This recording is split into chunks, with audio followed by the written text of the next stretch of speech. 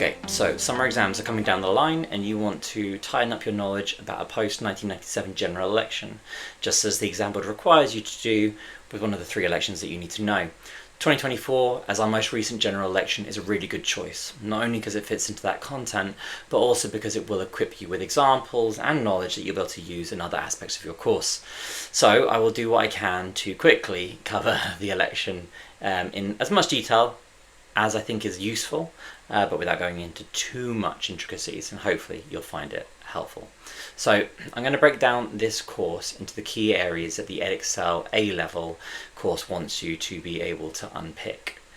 We will zoom through some top-line key details on the context of the election before taking a cursory glance at some specific policy positions and differences between the main parties. Then what we'll do is we'll look at the twists and turns of the campaign season, though we definitely won't cover everything. Finally, what we'll do is unpick some of those socio-economic aspects of voting behaviour.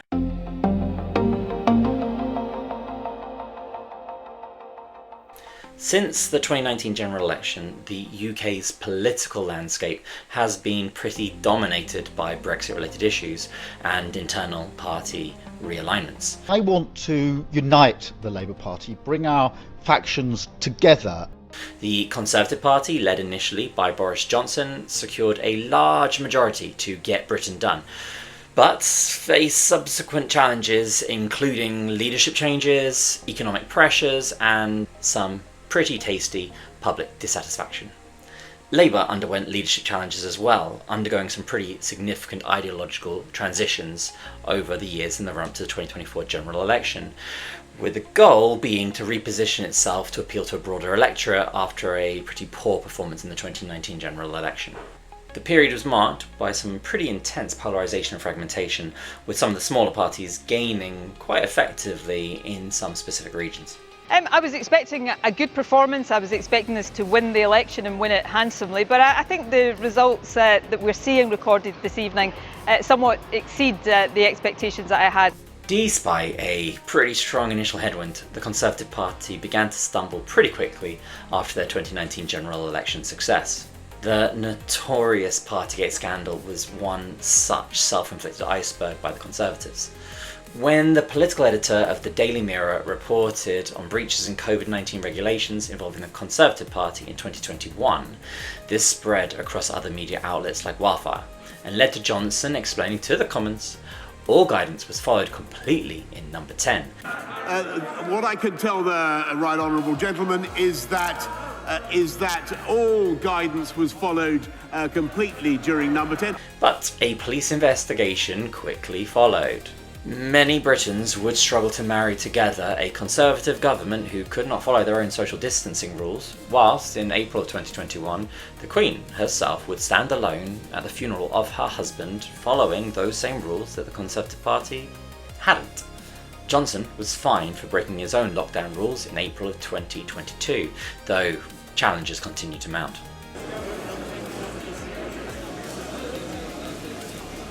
Hi everybody. Good afternoon, everybody. Good afternoon. Thank you. Johnson would go on to resign on the 6th of September 2022 as the Chris Pincher scandal proved to be one scandal too many for the beleaguered Prime Minister to endure. Rishi Sunak, 60,399. Liz Truss, 81,326.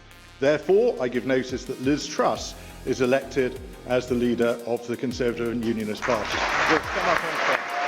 Responsibility said things looked before the mini budget. It shows national debt as a share of GDP. You can see it's forecast to fall over the next 5 years. That told markets that in due course, the UK would pay its own way. But this is what the mini budget did to that calculation. It slapped £45 billion of unfunded tax cuts, plus the energy bailout and other costs on top. And Rishi Sunak, previous Chancellor of the Exchequer and author of schemes such as the Eat Out to Help Out scheme, stepped into the role. He began with 25% of people expecting him to be good or great according to YouGov polling, and 50% identifying him as the adjective competent. Only 29% expected him to be, in quotes, poor or terrible.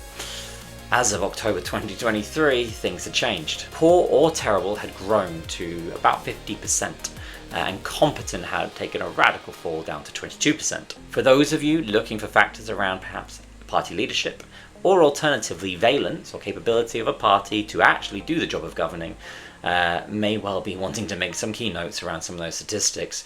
On the 22nd of May 2024, Sunak decided it was time to call a general election. The very next day, he went onto the Today programme to make the case that he had called the election because the economy had turned a corner and was going, I'm quoting, going gangbusters. Now, in doing that, he was quoting the chief economist of the Office of the National Statistics, who had said the same quote only a little while earlier on the 10th of May when he was giving a briefing to some journalists. As Sunak would say to listeners of the Today programme, the facts are the facts. The issue is that the facts are rarely the facts.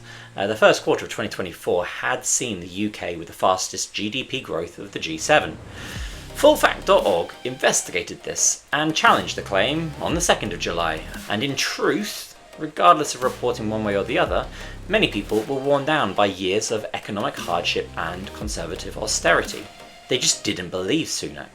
Sunak's figures are somewhat defensible when you look at quarter-on-quarter growth for the UK in comparison to G7 countries in 2024, but other economic measures said otherwise. Look here at it compared to other members of the G7 over the first quarter of 2024.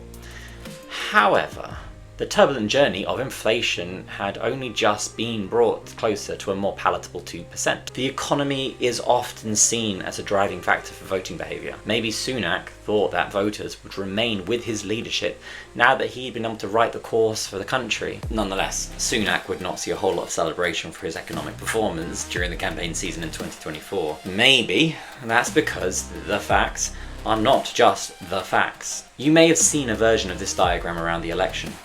It showed real disposable income, and the fact that the Conservative Party were the worst performing for movement in real household disposable income per person on record. In the end, voting intention was essentially unmoved. The turnaround in the economy, if there really was one, did little to correct the course for the Conservative Party and their trajectories and electoral fortunes. And maybe there was never really anything that could have saved them. Certainly, you saw that approach in a very minor, insignificant thing like their party manifestos and policy pledges.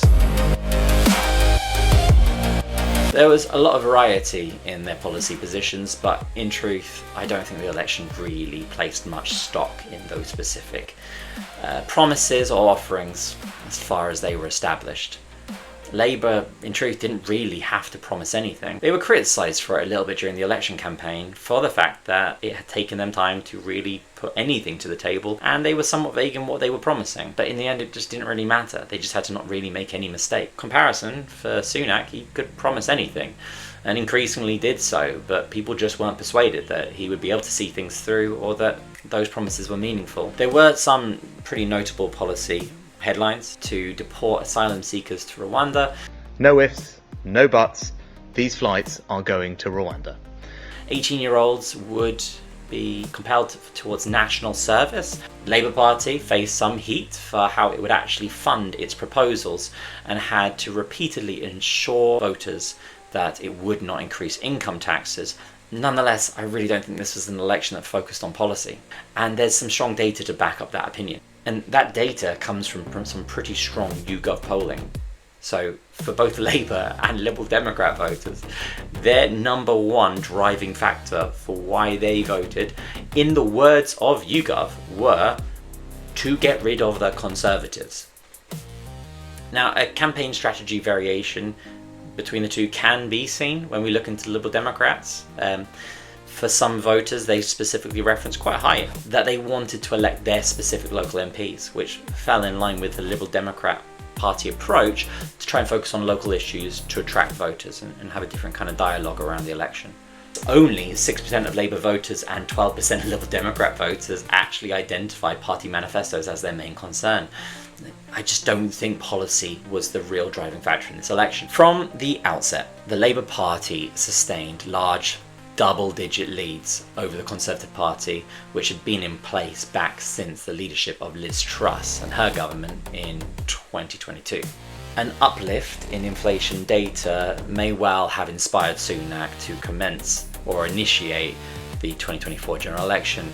However, this decision quickly shifted into disaster for the incumbent Prime Minister. In terms of his campaign, not only did he deliver his speech in the pouring rain without an umbrella as the Labour Party's 1997 campaign song, "Things Can Only Get Better," blasted in the background. Anything is possible.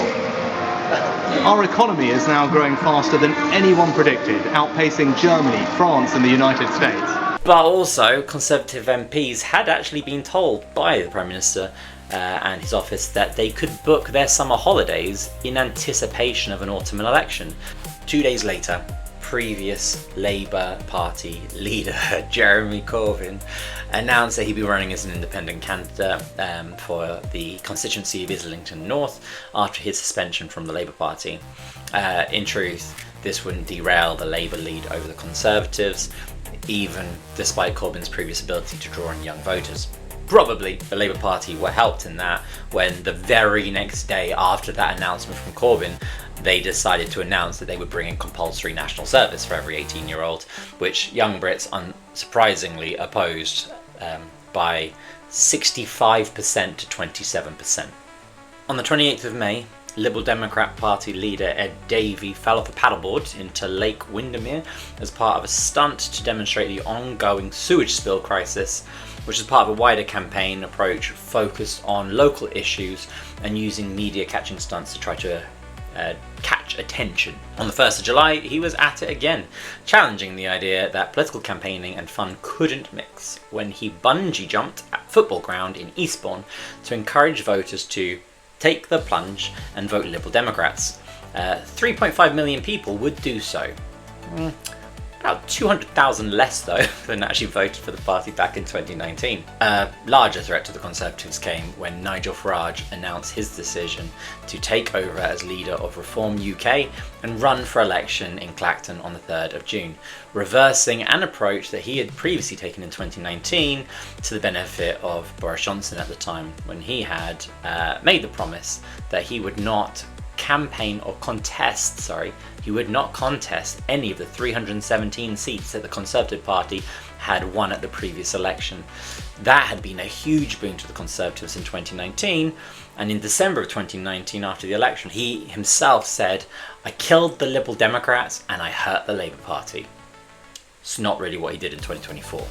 The leaders' debate, though always a good example of the role of the media in general elections, did draw viewers, but I don't think it really made any impact on people's perspectives either way. I just think by that point in time, the key focus was for Starmer to not make any mistakes, and he got through the process.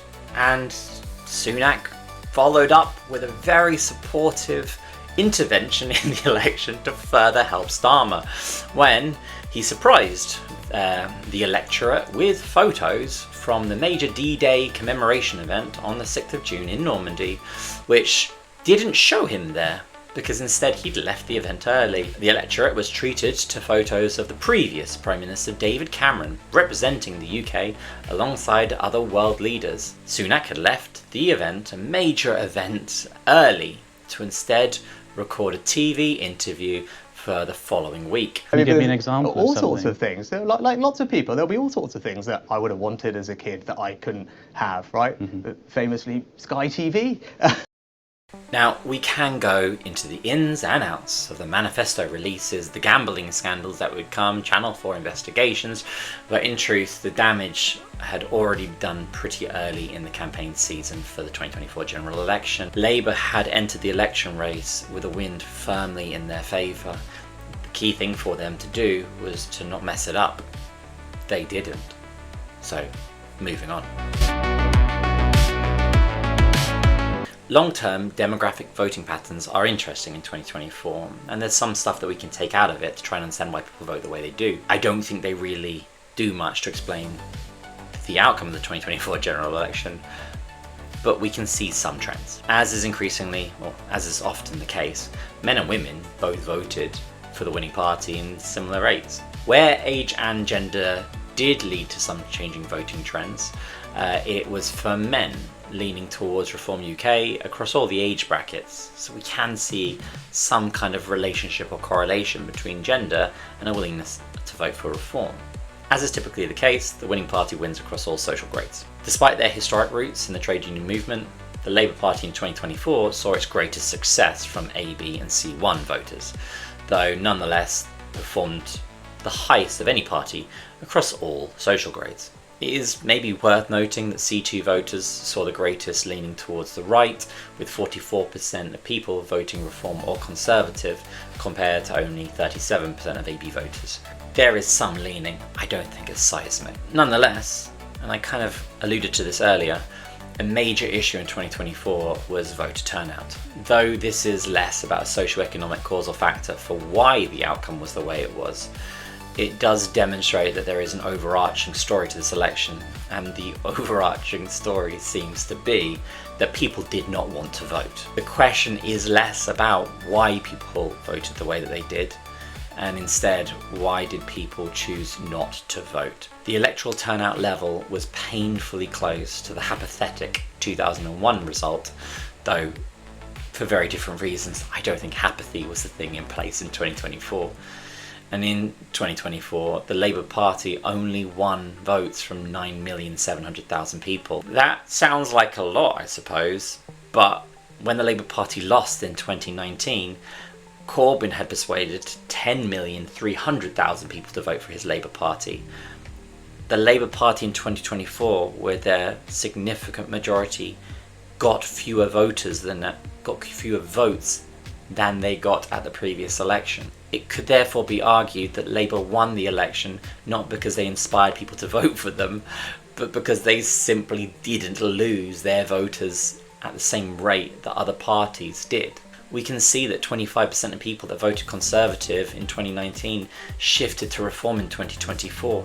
That is a huge chunk, and we can point to active campaign decisions that Farage made in 2024 in comparison to 2019 that could have meaningfully shifted the result. In fact, just over half of those people that voted Conservative in 2019 stuck with the party in 2024. Labour did bleed some voters, but far fewer than other parties, and even pinched some from the Liberal Democrats. Where votes were lost, it was towards the left, especially towards parties like the Greens. This may well have been an acceptable consequence for the Labour Party in their own attempt to own the middle ground. So, with all in mind then, I'm going to go back to eat my ice cream, but I hope that's been helpful in having a quick cover of the 2024 general election.